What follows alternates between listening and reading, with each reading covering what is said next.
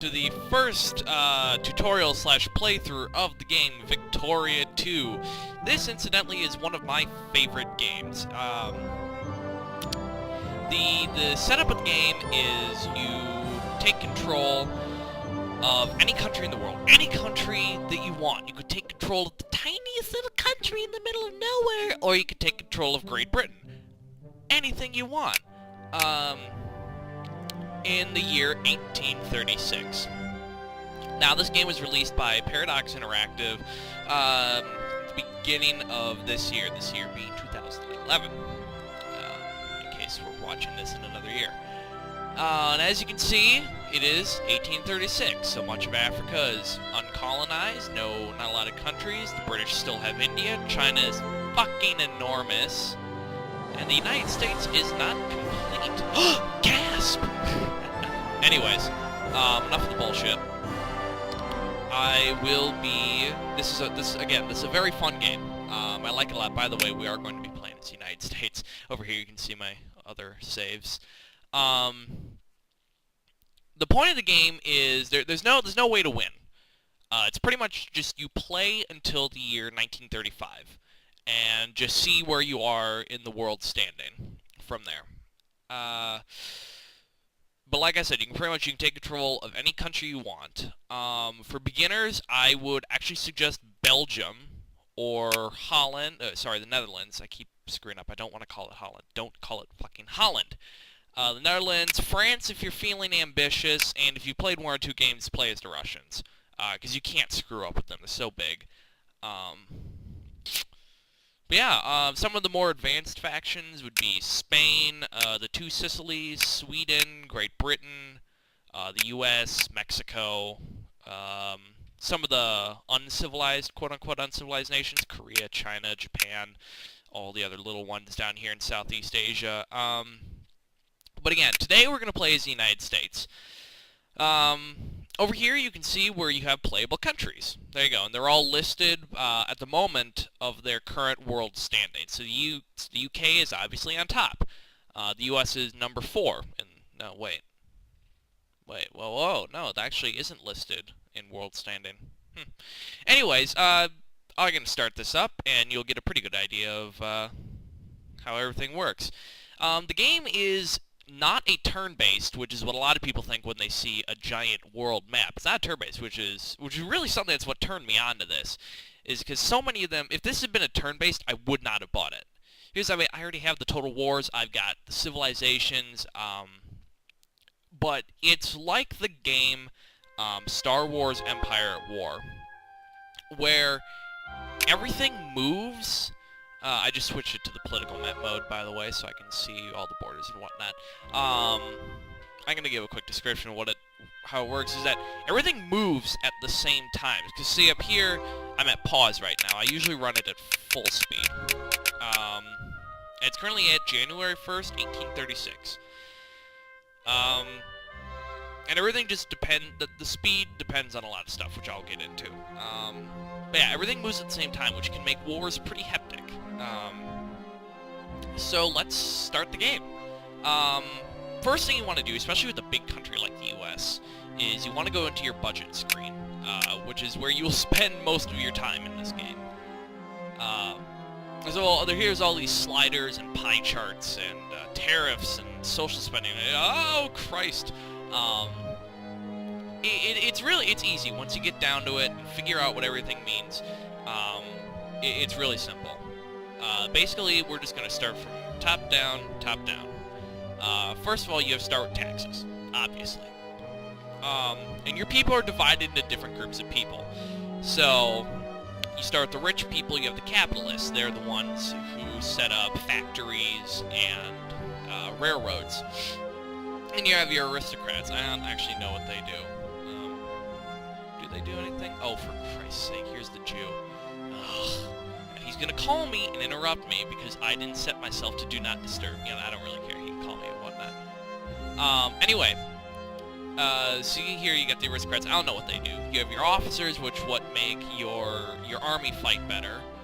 Your clerks, which increase the literacy rate. Said illiteracy. They increase the literacy rate. And they also make factories more efficient. Clergymen, who only increase the literacy rate. These two are some of the most important groups of people you can have. Then you have bureaucrats, which increase the administration and tax efficiency, so you don't lose money and none of it falls through the cracks. They're pretty helpful. Then you have artisans. I actually don't know what they do either. I think they just make stuff, I guess. Then you have craftsmen. These are also a very important group, because they're the ones who work in the factories. So once you become a very industrial country, it behooves you really to try and increase the amount of craftsmen. Then you have farmers. Every country starts with a ton of farmers.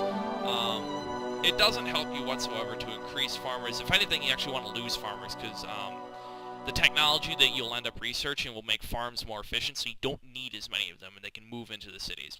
Then you have laborers. They're the ones who chop wood, mine coal, iron, precious metals, collect rubber, do all that, a lot of blue-collar stuff.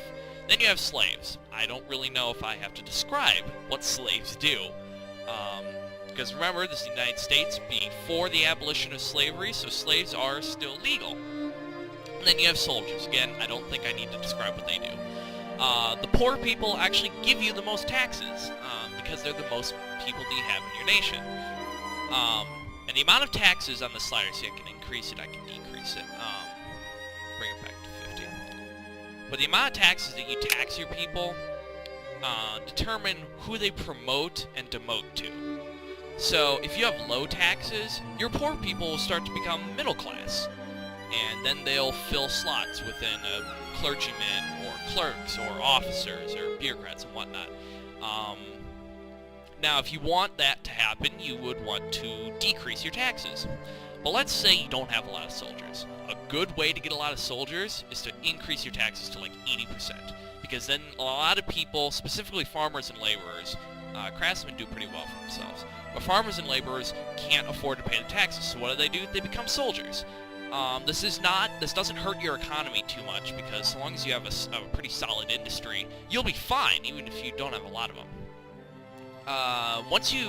For countries that do have slavery that's legal, once you abolish it, most of your slaves become either laborers or farmers.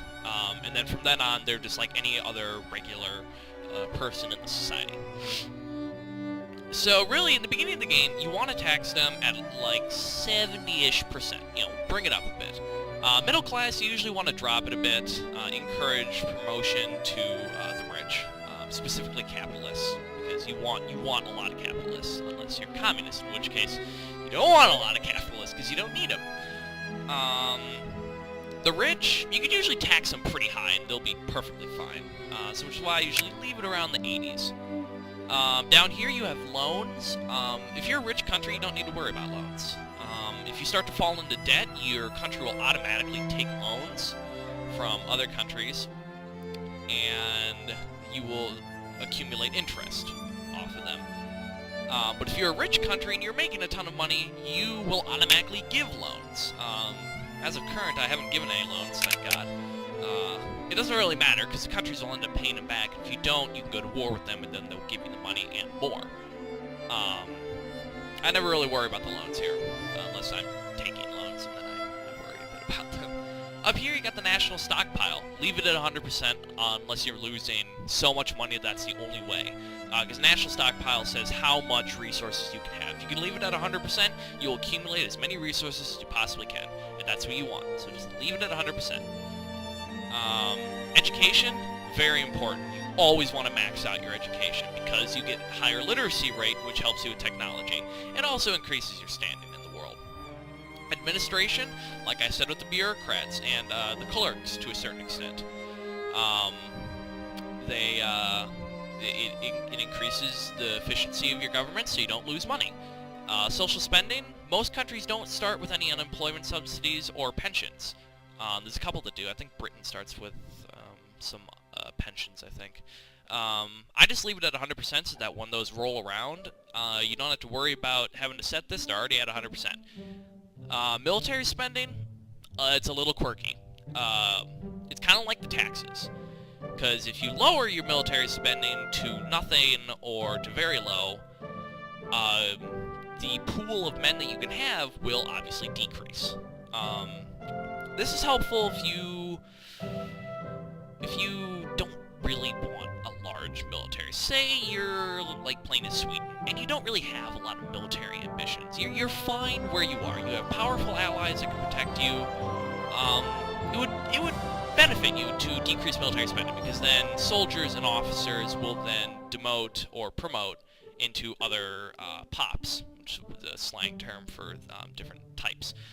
But let's say you're playing as the United States, for example, and you need a large military. Then you want to increase it. I leave it at around 80s. In the 80s, 90s, or if I'm really screwed, I'll just bring it all the way up. Because once military spending's high and you have like a high tax on the poor people, you will just start gaining a ton of soldiers, especially if you use your national focuses, which I will get into. But that also takes away from craftsmen or clergymen, which you really need.